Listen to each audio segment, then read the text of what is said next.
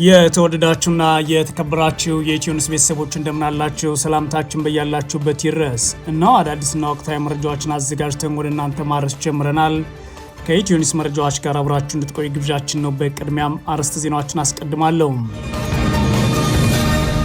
የአፋብኃ ሊቀመንበር አርበኛ ዘመነ ካሴ የፋኖ ኃይሎች ትግል ቢያንስ ለሚቀጥሉት 500 ዓመታት የጥይት ድምፅ የማይሰማበት ትውልድ የመፍጠር ተልዕኮ አለው አሉ።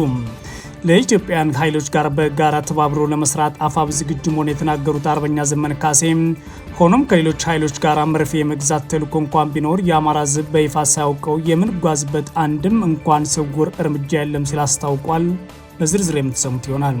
ህወሓት የአውሮፓ ህብረት በትግራይ ትይዩ ምክር ቤት አቋቁሟል ማለቱን ፈጽሞ ከእውነት የራቀ ነው አለ። ህወሓት በትግራይ ዙሪያ ከፍተኛ ወታደራዊ ዝግጅት፣ የድሮን ጥቃቶችና የአየር ላይ ክትትሎች እየተደረጉ መሆኑን የጦርነት ስጋቱን በአሁኑ ሰዓት እየጨመረው ነው ብሏል። የድርጅቱ ምክትል ሊቀመንበር አማኑኤል አሰፋ ምዕራባውያን ለብልጽግና ድጋፍ መስጠታቸው ከባድ አድርጋለሁ ሲሉ ተደምጠዋል። በዝርዝር እናየዋለን። የሶማሊያው ፕሬዝዳንት ሐሰን ሼክ መሐመድ ከአገዛዙ ጠቅላይ ሚኒስትር አብይ አህመድ ጋር ለመምከር ወደ አዲስ አበባ መጥተዋል። ጉብኝቱ በ6 ወራት ውስጥ ለአራተኛ ጊዜ የተደረገ ነው ተብሏል። በዝርዝር እናየዋለን። የአውሮፓ ሙቀት ከ1300 በላይ ሰዎች ሞት ጋር እንደሚያያዝ የዓለም ጤና ድርጅት ይፋ አድርጓል። ባለፉት ጥቂት ቀናት በአውሮፓ ሀገራት ላይ ዜጎች እየሞቱ ሲሆን ዋነኛ ምክንያታቱ ደግሞ የአየር ንብረት ለውጥ ነው ብሏል የዓለም ጤና ድርጅት። በዝርዝር የምትሰሙት ይሆናል። አሜሪካና ኢራን የገቡበትን ግጭት ለማቆም የተስማሙ ሲሆን በቴክኒካዊ ጉዳዮች ላይ ደግሞ ወደ ውይይት ለመመለስና ለመጀመር ተስማምተዋል ተብሏል። የተወደዳችሁና የተከበራችሁ የኢትዮኒውስ ቤተሰቦች አብራችሁ ውስጥ ቆዩ። እነዚህና ሌሎች ተሰማላችሁ። መልካም ቆይታ ይሁንላችሁ።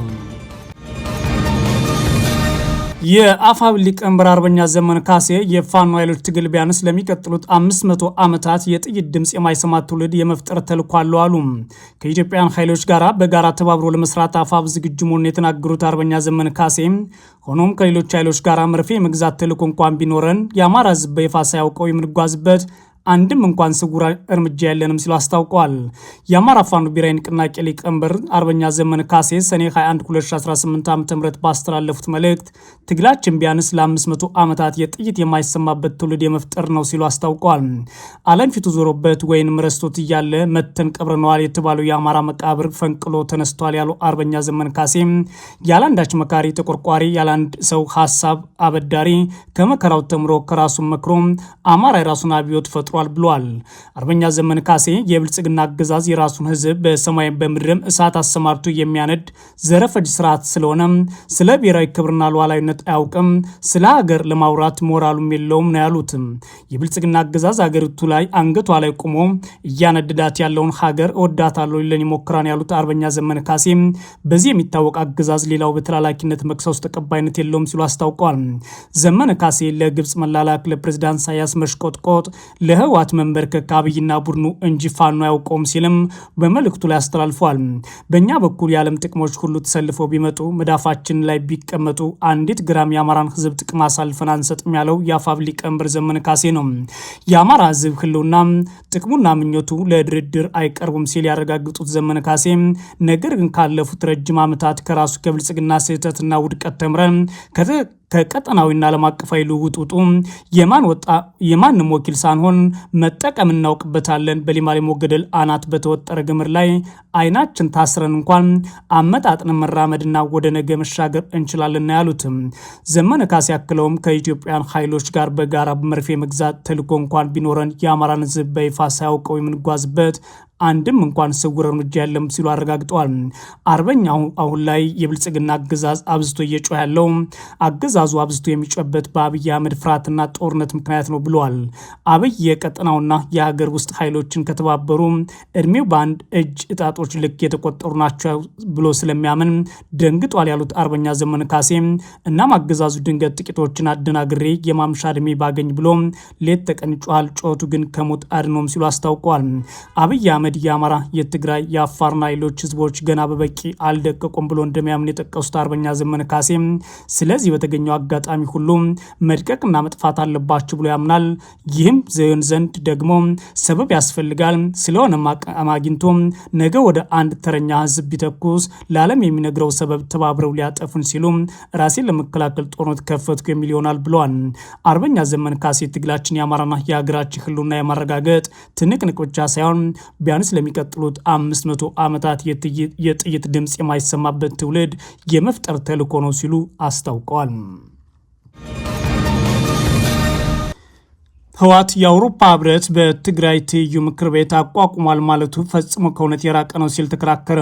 ህወሓት በትግራይ ዙሪያ አሁንም ከፍተኛ ወታደራዊ ዝግጅት፣ የድሮን ጥቃቶችና የአየር ላይ ክትትሎች እየተደረጉ ነው፣ የጦርነቱም ስጋት ጨምሯል ብሏል። የድርጅቱ ሊቀመንበር አማኑኤል አሰፋ ደግሞ ምዕራባውያን ለብልጽግና ድጋፍ መስጠታቸው ከባድ ነው፣ የምዕራባውያን እሴት ወዴት አለ ብሏል። የህዝባዊ ወያኔ ሓርነት ትግራይ ህወሓት የአውሮፓ ህብረት በትግራይ ወቅታዊ ሁኔታ ላይ ያወጣውን መግለጫ በመቃወም ይፋዊ ምላሽ ሰጠ ሲሆን የግዳጅ ምልመላም ሆነ ትይዩ ምክር ቤት አልመሰረትኩም ብሏል። ህወሓት በተለይም የህብረቱ መግለጫ መሬት ላይ ያለውን እውነታ የማያንጸባርቅና በተሳሳተ መረጃ ላይ የተመሰረተ ነው ማለት ወቅሷል። በትግራይ ክልል ትይዩ ክልላዊ ምክር ቤት አቋቁሟል ተብሎ የቀረበበት ክስ ፈጽሞ መሰረተ ቢስ ነው ሲል ውድቅ አድርጓል። በትግራይ ህዝብን የሚወክል ሌላ ምክር ቤት ኖሮ እንደማያውቅና በቅርቡ ስራ የጀመረው ቀደም ሲል በምርጫ የተመረጠው ብቸኛ ህጋዊ የትግራይ ክልል ምክር ቤት መሆኑን ሊታወቅ ይገባል ብሏል። በተመሳሳይ መልኩ ድርጅቱ የግዳጅ ወታደራዊ ምልመላ እያካሄደ ነው የተባለውን ውንጀላ ምንም አይነት ተጨባጭ ማስረጃ ያለው ነው በማለት ያስተባበለ ሲሆን ዓለም አቀፍ ተቋማትና በሀገር ውስጥ የሚገኙ የፖለቲካ ፓርቲዎችን በተመሳሳይ እንደ ህብረቱ መቃወማቸውን ይታወቃል። ከዚህም አልፎ ዓለም አቀፍ ተቋማት በዝርዝር ያወጧቸውና ህጎችን በተመለከተ የሚያቀርቧቸው ቅሳዎች አሉ። ህወሓት ግን ይህንን በሐሰት ነው ሲል ተከራክሯል። የፌዴራሉ አገዛዝ በተለይም ግጭት ለማቆም ስምምነቱ በተከታታይ እያናጋ መሆኑን የገለጸው ህወሓት ከፍተኛ የመንግስት ባለስልጣናት ሳይቀሩ የውሉን መሰረት እየካዱና አንዱ ፈራሚ አካል ህወሓትን ህገወጥ ለማድረግ እየሰሩ ነው ብሏል። በዚህ ምክንያት የሰላም ስምምነቶች ዋና ዋና ድንጋጌዎች ሳይተገበሩ ቀርተዋል የሚለው ህወሓት የትግራይ ህዝብ አሁን በነዳጅና የንግድ እቃዎች እገዳ ሳቢያ ለከፋ ኢኮኖሚና የማህበራዊ ችግሮች ተጋልጧል ብሏል። የጸጥታው ሁኔታ በተመለከተ በጠቀሰበት መግለጫው ላይ በትግራይ ዙሪያ አሁንም ከፍተኛ ወታደራዊ ዝግጅት አለ፣ የድሮን ጥቃቶችና የአየር ላይ ክትትሎች ቀጥለዋል፣ ስለሆነም የጦርነት ስጋቱ እየጨመረ እንጂ እየቀነሰ አይደለም ሲል አስታውቋል።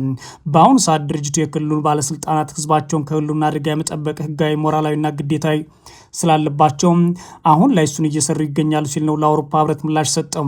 ጨምሮም እነዚህ ሁሉ ጥሰቶች እየተፈጸሙ ባሉበት ወቅት የአውሮፓ ህብረት የልዑካን ቡድን በፌዴራሉ አገዛዝ ላይ ግልጽ ትችት ከመሰንዘር መቆጠቡን እና ዝምታ መምረጡ የሚያሳስብ ነው ብሏል።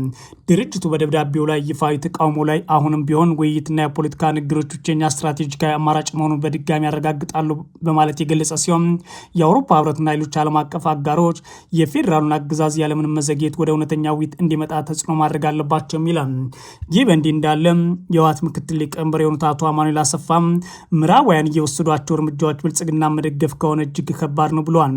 አማኑኤል አሰፋ በማህበራዊ ትስስር ገጻቸው ላይ ባሰፈሩት ጽሑፍ የምዕራባውያን እሴቶች ከወዴት አሉን ሲሉ ጠይቀዋል። የአሜሪካ መንግስትና የአውሮፓ ህብረት ህወሓትን በተመለከተ የያዙት አቋም ለብልጽግና አገዛዝ የወገነ ነው የሚሉት አማኑኤል አሰፋ የምዕራባውያን እሴቶችን ማዕከል ያደረገና እነሱንም ታሳቢ ያላደረገ ነው ብለዋል። ለረጅም ጊዜ ስንማራቸው የነበሩት የምዕራባውያን እሴቶች የሚባሉት ሰብአዊ መብት፣ ሰብአዊነት፣ የህግ የበላይነትና ዲሞክራሲ በከፍተኛ ደረጃ ባደላ አቋም ምክንያት ሲሸረፉ ማየት በጥልቅ የሚያስጨንቅ ጉዳይ ነው። አንዳንድ የምዕራባውያን ዲፕሎማቶች የዘር ማጥፋት ወንጀልና ሌሎች ዓለም አቀፍ ወንጀሎች ፈጽሟል ተብሎ የሚከሰው ስርዓት በዝምታ እውቅና የሚሰጡት የሚመስሉት ለምን እንደሆነ ራሴን ጠይቃለሁ። ይህም ተጨማሪ ጥቃቶች እንዲበረታቱ የማድረግ አደጋ አለው ማለት አቶ አማኑኤል ያስጠነቅቃሉ። ጨምረውም አዲስ አበባ ለሚገኙ ምዕራባውያን ዲፕሎማቶች 4 ጥያቄ ያለኝ ያሉት አቶ አማኑኤል አንደኛ በትግራይ ያለው ሁኔታ በእርግጥ ችላ ሊባል የሚችል ነገር ነው ወይም እንዲህ አይነቱ አድሏዊ አያያዝ በቀጠናው ዘላቂ ሰላምና ደህንነት እንዲሰፍን ያደርጋል ብላችሁ በእውነት ታምናላችሁ? ወይም የምዕራባውያን ብሔራዊ ጥቅምን የማስከበር ፍላጎት ራሱ በይፋ ይዟቸዋለሁ የሚላቸው መርሆች በሚጎዳ መልኩ እንዲተገበር የተደረገው እንዴት ነው? የምዕራባውያን እሴቶች ጉዳይ ምን ደረሰ? የሚሉ ጥያቄዎችን አቅርበዋል። በአሁኑ ሰዓት በፌዴራሉ አገዛዝና በህወሓት መካከል የጦርነት ድባብ በግልጽ ሲሆን ምዕራባውያንን አንዳንድ ተቋማት በህወሓት ላይ ጫና ማሳደርን ጀምረዋል። አገዛዙም ጦርነት ለማድረግ በቂ ምክንያት አለኝ በሚል በትግራይ ክልል ውስጥ እየተካሄደ ያለው እንቅስቃሴ ህገወጥ ነው ማለት ጀምሯል። በህወሓት በኩል ደግሞ ከዚህ በኋላ አሁን ላይ የብልጽግና አገዛዝ አጋሮቹንና ሙሉ ደጋፊዎቹ ስላሳጣ ነው ችግር አይኖርብንም፣ በውጊያውም ድል እናደርጋለን በማለት ሲናገሩ ቆይተዋል። የሶማሊያው ፕሬዝዳንት ሐሰን ሼክ መሐመድ ከአገዛዙ ጠቅላይ ሚኒስትር አብይ አህመድ ጋር ለመወያየት አዲስ አበባ ገቡ። ጉብኝቱ በ6 ወራት ውስጥ ለአራተኛ ጊዜ የተካሄደ ሆኗል። የሶማሊያው ፕሬዝዳንት ሐሰን ሼክ መሐመድ ከአብይ አህመድ ጋር ለመወያየት ትላንት አዲስ አበባ ገብተዋል ይላል ዘገባው። ይህ ጉብኝት በሁለቱ ሀገራት መካከል በፍጥነት እያደገ የመጣውን የሁለትዮሽ ግንኙነት ተከትሎ ባለፉት 6 ወራት ውስጥ በሁለቱ መሪዎች መካከል የተደረገው አራተኛው ውይይት እንደሆነ አዲስ ስታንዳርድ ዘገባው ያሳያል። ከሶማሊያ ፕሬዝዳንታዊ ጽሕፈት ቤት የወጣው መግለጫ እንደሚያሳየው ሐሰን ሼክና አብሯቸው የተጓዘው ልዑክ በኢትዮጵያ ዋና ከተማ ሲደርሱ አቀባበል ተደርጎላቸዋል። ጉብኝቱ ዲፕሎማሲያዊ ግንኙነትና ስትራቴጂካዊ ትብብር ለማጠናከር ያለመ ነው ሲባል ውይይቱም በዋናነት በቀጠናዊ ደህንነት መረጋጋትና በሶማሊያ ከኢትዮጵያ ጋር የጋራ ጥቅሞች ላይ ያተኩራል የተባለው የሶማሊያ ፕሬዝዳንት ጽሕፈት ቤት እንደገለጸው ፕሬዝዳንት ሐሰን ሼክ መሐመድ ከአብይ አህመድ ጋር በደህንነት በኢኮኖሚ ልማትና በሰፊ የአፍሪካ ቀንድ ጉዳዮች ዙሪያ ያለውን ትብብር ለማሳደግ ይወያያሉ ተብሎ መርሃ ግብር ተይዞላቸዋል። ይህ አዲስ አበባ ስብሰባ ሁለቱ መሪዎች መካከል የተደረጉ ተከታታይ ከፍተኛ የስራ ግንኙነቶች ተከትሎ የመጣ ነው ተብሏል። ባለፈው መጋቢት ወር ላይ ሐሰን ሼክ መሐመድ ከአብይ አህመድና ከጅቡቲ ፕሬዝዳንት እስማኤል ኦማር ግሌ ጋር በአፍሪካ ቀንድ ሰላም፣ ደህንነትና ቀጠናዊ ላይ ያተኮረ የሶስትዮሽ ጉባኤ በጅቡቲ ማካሄዳቸው መዘገባቸው ይታወሳል። ከዚህ ጉባኤ አስቀድሞ በታህሳስ ወር በአብይና በሐሰን ሼክ መሐመድ በአዲስ አበባ ውይይት የተደረገ ሲሆን በመቀጠልም የሶማሊያ ፕሬዝዳንት በጥር ወር ከአብይና ከጊሌ ጋር ለመወያየት ወደ ጅጅጋ መጓዛቸውም ይታወሳል። ይህ ጉብኝት የተከናወነው ሐሰን ሼክ ወደ ናይሮቢ ተጉዘው ከኬንያው ፕሬዝዳንት ዊሊያም ሩቶ ጋር በሁለትዮሽ ትብብር እንዲሁም በቀጠናዊ ሰላምና ደህንነት ላይ ከተወያዩ ከአንድ ሳምንት በኋላ ነው። አብይ አህመድ በሶማሊያ ላይ የፈጸመውን የሉዓላዊነት ጥሰትና ክህደት ተከትሎ ሶማሊያና ፕሬዝዳንቷ አኩርፈው ከፍተኛ ንቅናቄ ተፈጥሮ ከቆየ በኋላ በአንካራ ከተደረሰው ስምምነት በኋላ ግንኙነታቸውን ለማደስ ጥረት እያደረጉ ይገኛሉ። የአውሮፓ ሙቀት ከ1300 በላይ ሰዎች ጋር እንዲሁም ሞታቸው ጋር እንደሚያያዝ የዓለም ጤና ድርጅት ይፋ አድርጓል። ባለፉት ጥቂት ቀናት ከ1300 በላይ ሰዎች ለሞታቸው ምክንያት የአውሮፓ የሙቀት ወጀብ እንደሆነ የዓለም ጤና ድርጅት ይፋ አድርጓል። በአውሮፓ ሀገራት ከወቅቱ ቀድሞ የተከሰተ የበጋ ሙቀት ከዚህ ቀደም የነበረውን የባሰት ነው ተብሏል። በመቶዎች የሚቆጠሩ ሞቶች ለመዝገባቸው ምክንያቱ ከፍተኛ ወበቅ መሆኑን የዓለም ጤና ድርጅት ይፋ አድርጓል። ትላንት እሁድ በመላው አህጉሪቱ የተመዘገቡ ሙቀት ክብረ ወሰኖች የሰበረ ነው። ጀርመን፣ ፖላንድ፣ ቼክ ሪፐብሊክ ከፍተኛ ወበቅ ከተከሰተባቸው መካከል ተጠቃሾቹ ነው። የሙቀት ወጀቡ ወደ ምስራቅ አውሮፓም እየተስፋፋ ይገኛል። ቢቢሲ የዓለም ጤና ድርጅት ኃላፊ ዶክተር ቴዎድሮስ አዳኖም በኤክስ ገጻቸው ባሰፈሩት ጽሑፍ ከአውሮፓውያኑ ሰኔ 21 ጀምሮ የሞት መጠን መጨመሩ ከአውሮፓ ከፍተኛ ሙቀት ጋር ትስስር አለው ብሏል። ሙቀት የሚያሳድረው ጫና ዝምተኛ ገዳይ ይባላል። ሆኖም የአውሮፓ ቤቶች፣ መስሪያ ቤቶችና ትምህርት ቤቶች የተገነቡት ይህንን መቋቋም በሚያስችላቸው መንገድ አይደለም ሲሉ አክሏል። የፈረንሳይ ጤና ሚኒስቴር እንዳለው ካለፈው ሳምንት ረቡዕ ጀምሮ ከተጠበቀው በላይ በሆነ መጠን 1000 ሰው ተጨማሪዎች ሙተዋል። ያልተጠበቁ ብለው ከተመዘገቡት ክልፈቶች መካከል እድሜያቸው 65 እና ከዛ በላይ የሆኑ ሰዎች ይገኙበታል። ቤታቸው ሳሉ የሞቱ ሰዎች መጠን ደግሞ 40 በመቶ ጨምሯል ተብሏል። ዶክተር ቴዎድሮስ በምድር ላይ በከፍተኛ ሁኔታ እየጋለች ያለችው አህጉር አውሮፓ ናት። ሙቀቱ ከዓለም አቀፍ አማካይ በሁለት እጥፍ ጨምሯል ብሏል። በአውሮፓ በሚሊዮን የሚቆጠሩ ሰዎች በከፍተኛ ሙቀት ውስጥ እየኖሩ ነው መሆኑን የሚናገሩት ዶክተር ቴዎድሮስ በመቶዎች የሚቆጠሩ ሞተዋል፣ ትምህርት ቤቶች ተዘግተዋል ሲሉም ያለውን ሁኔታ አስረድተዋል። በጀርመን ትላንትን ጨምሮ ለ3 ተከታታይ ቀናት ከፍተኛ መጠን ያለው የሙቀት ወጀብ ተመዝግቧል። በአገሪቱ ምስራቃዊ ክፍል ሙቀቱ 41.7 ዲግሪ ሴንቲግሬድ ሆኗል። በፖላንድ ድንበር አቅራቢያ የሚገኘው ማዕከልም ተመሳሳይ መጠን ያለው ሙቀት ተመዝግቧል። በቼክ ሪፐብሊክ ለ2 ተከታታይ ቀናት ሙቀቱ 41.1 ዲግሪ ሴንቲግሬድ ሆኗል። በፖላንድ የተመዘገበው ሙቀት ከዚህ ቀደም የነበረውን ክብረ ወሰን ሰብሯል። በስሎቫይስ ከተማ 40.5 ዲግሪ ሴንቲግሬድ ሙቀት ተመዝግቧል። ለሙቀቱ ወበቁ መባባስ ምክንያቱ የአየር ንብረት ለውጥ ነው ይላሉ ዶክተር ቴዎድሮስ አዳኖም። አሜሪካና ኢራን ግጭት ለመግታት መስማማታቸው የተሰማ ሲሆን በተጨማሪም ኢራን እና አሜሪካ በቴክኒክ ጉዳዮች ውይይት እንደሚቀጥሉ ቢቢሲ ይፋ አድርጓል። አሜሪካና ኢራን ባለፉት 3 ቀናት ወይም ደግሞ ተከታታይ ቀናት የገቡበትን ግጭት ለመግታት መስማማታቸው ተዘግቧል። የዋሽንግተን ባለስልጣን ጠቅሰው የአሜሪካ መገናኛ ብዙሃን እንደዘገቡት ሁለቱ ሀገራት የተኩስ ልውውጡን ለማቆም ተስማምተዋል። በሆርሙዝ ወሽመጥና በዙሪያው ሁለቱ ሀገራት የተኩስ ልውውጥ ሲያደርጉ ቆይተው ነበር። አሜሪካና ኢራን የተኩስ አቁም ስምምነት በመጣስ አንዳቸው ሌላኛቸውንም ይከሳሉ። የቢቢሲ የአሜሪካ አጋር ነው የተባለው ዘጋቢ ያነጋገራቸው ባለስልጣን እንዳሉት አሁን ላይ መርከቦች በሆነችው በወሽመጥ በኩል በተለይም ሆርሙዝን አቋርጦ በነጻነት ማለፍ ይችላሉ። ሀገራቱ ጦርነቱን ለመግታት የሚያደርጉት ውይይትም እንደሚቀጥል ተሰምቷል። ኢራን ጥቃት ለማቆም መስማማቷን የሚገልጸው ዘገባው ላይ እስካሁን አስተያየት አልሰጠችም። ኢራንና አሜሪካ የፈረሙት የመግባቢያ ሰነድ በሁለቱም ግንባሮች ወይም በሁሉም ግንባሮች ወታደራዊ ግጭት እንደሚያቆም ይገልጻል። ኢራን በስምምነቱ መሰረት በ60 ቀናት ውስጥ በሆርሙዝ ወሽመጥ የንግድ መርከቦች ከክፍያ ነጻ እንዲያልፉ ትፈቅዳለች ይላል። ባለፉት 2 ቀናት ግን አገራቱ የተኩስ ልውውጥ አድርገዋል። አሁን ላይ ግን ታዲያ ኢራንና አሜሪካ በቴክኒክ ጉዳዮችም ውይይታቸውን ሊቀጥሉ ነው ተብሏል። ኢራንና አሜሪካ የተኩስ ልውውጡን ለመግታት መስማማታቸውን ተከትሎ ነው የመግባቢያ ሰነዱ ላይ ያሉ የቴክኒክ ጉዳዮችን በተመለከተ ውይይት እንደሚቀጥሉ የዋሽንግተን ባለስልጣን የገለጹት።